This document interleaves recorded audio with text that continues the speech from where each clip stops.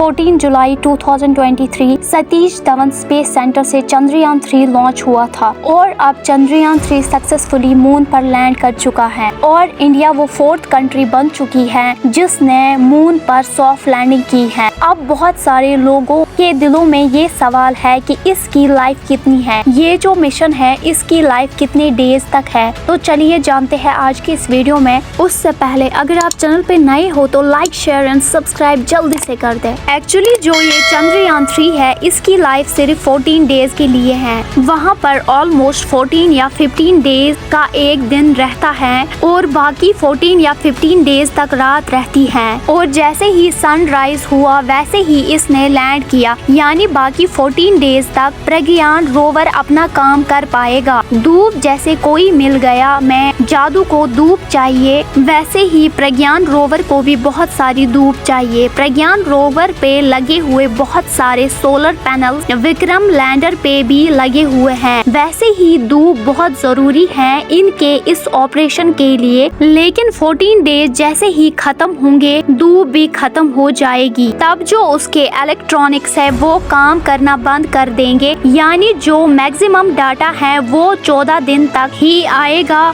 और सिंपली वो उसके बाद वही बंद होगा। और इसरो के साइंटिस्ट ये कह रहे हैं, हम होप कर रहे हैं ये कुछ दिन और चल जाए। इन्होंने वर्ड होप का इस्तेमाल किया है, मतलब 14 डेज के बाद चलेगा या नहीं इसकी कोई गारंटी नहीं है, क्योंकि ये मिशन 14 डेज को ही माइंड में रख कर बनाया गया था। बाकी जो लूना 25 जो क्रैश किया, अगर वो लैंड होता तो उसके अंदर एक ऐसी पावर जनरेटिंग टेक्नोलॉजी थी प्लूटोनियम के जरिए जिसको 1 साल तक पावर मिलती। इस मामले में अच्छी न्यूज ये है कि इसरो इस टेक्नोलॉजी पे काम कर रहा है। फिलहाल चंद्रयान 14 डेज तक बहुत सी रिसर्च करेगा। साउथ पोल में वाटर, हीलियम 3 और ऐसे कई चीजें हैं जिसके बारे में आपको पता होना चाहिए। आखिर ये मिशन हुआ किस लिए है? किसी भी प्लैनेट या सैटेलाइट, जैसे कि मून एक सैटेलाइट है, उसके जो नॉर्थ पोल और साउथ पोल ये दोनों काफी इम्पोर्टेंट है हमारे लिए। नॉर्थ और साउथ पोल में जो चीजें एक्यूमुलेट हैं और जो भी चीजें वहाँ मौजूद हैं वो बहुत मिस्टीरियस होती है हमारे लिए। जैसे कि अर्थ का सबसे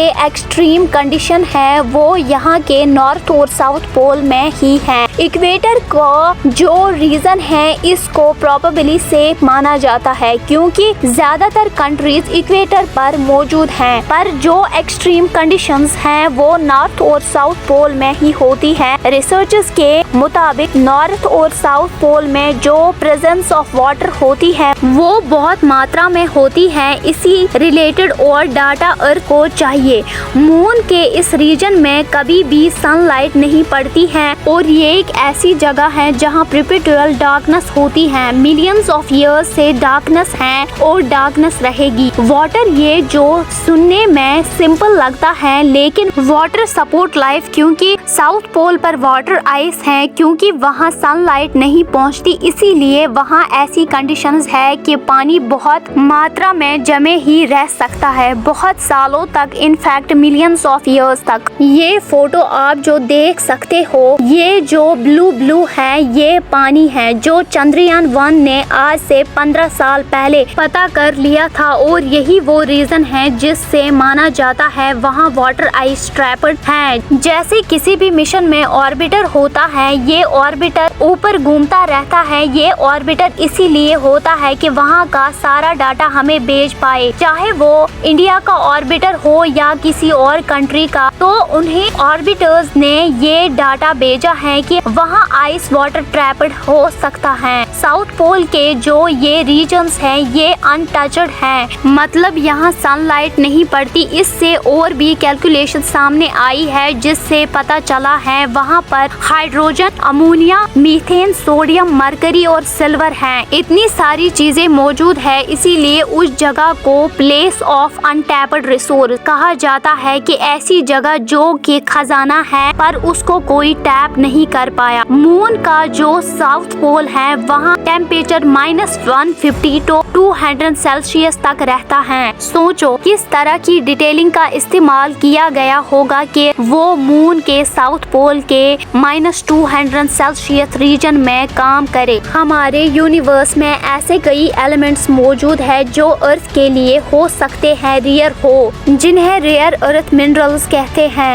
ऐसी कई जगहें हैं हमारी यूनिवर्स में जहां पर वही चीजें बहुत ज्यादा मात्रा में अवेलेबल हैं। आपने उस प्लेनेट के बारे में सुना होगा जो कि डायमंड का बना हुआ है, जिसे डायमंड प्लेनेट कहते हैं। ये प्लेनेट खरबों डॉलर्स का होगा। पूरी यूनिवर्स में उस इंसान को इतने पैसे मिलेंगे जो इस प्लेनेट का एक डायमंड अर्थ पर लाएगा, क्योंकि डायमंड अर्थ के लिए रेयर है लेकिन वहाँ के लिए रेयर नहीं है। स्कैंडियम, इट्रियम, ये दोनों उन कई रेयर मिनरल्स में से दो हैं जो व्हीकल्स में यूज होते हैं, इलेक्ट्रॉनिक डिवाइसेस में यूज होते हैं और जो रडार सिस्टम जो मिलिट्री के पास होता है उसमें यूज होता है। यानी चांद एक ट्रेजर बॉक्स है। नासा का जो अपोलो मिशन हुआ था उसमें चांद पर सिल्वर भी बहुत मात्रा में मिला था और गोल्ड भी थोड़ी मात्रा में मिला था। जो सॉफ्ट लैंडिंग है वो कितनी हार्ड थी ये चांद ने हमें सिखा दिया। अगर आप सॉफ्ट लैंडिंग के बारे में और जानना चाहते हैं तो इससे पहले हम इस पे एक डिटेल्ड वीडियो बना चुके हैं जो आप डिस्क्रिप्शन में जाके देख सकते हैं। वैसे कितने चैलेंजेस फेस करने पड़ते हैं इस लैंडिंग में सोचो। जो लूना 25 जो क्रैश हुआ है उसमें अगर इंसान होता विदाउट ह्यूमन, अगर इस स्पेसक्राफ्ट को लैंड करवाना अगर इतना मुश्किल है तो